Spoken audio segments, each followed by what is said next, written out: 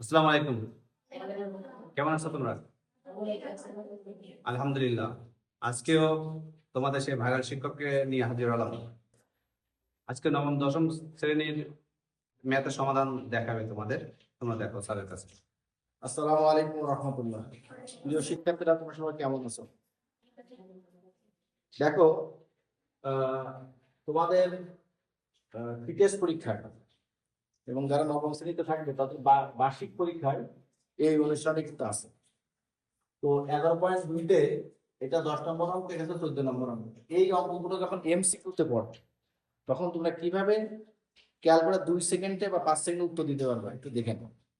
অঙ্কটা আমি একবার করি। 1 ঘন সেন্টিমিটার কাঠের ওজন 7 ডেসিকেল। কাঠের ওজন সময় এখন পানির ওজনের শতকরা কত ভাগ? গতে 7, 70, 75, 100। উত্তর কত হবে দেখে নাও। তোমরা জানো যে 10 ডেসিগ্রামে কয় গ্রাম মনে আছে?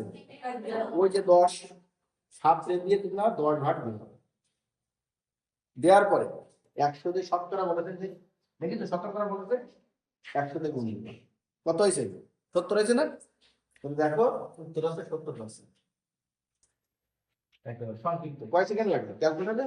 2 সেকেন্ড লাগবে। এখন আরেকটা অঙ্ক দেখো, উত্তরটা দেখো আরেকবার দেখে নাও। এই 7 দিয়ে ওই যে 10 বলেছিলাম, 10টা ভাগ দিব। 10টা কোথা থেকে আছে বুঝিস? 10 ডেসিগ্রামে কো 1 গ্রাম, ওই সেই 10। আর আমরা 100 দিয়ে গুণ দেব, তাহলে কত আসছে? 70। কত সহজ হয়ে গেল।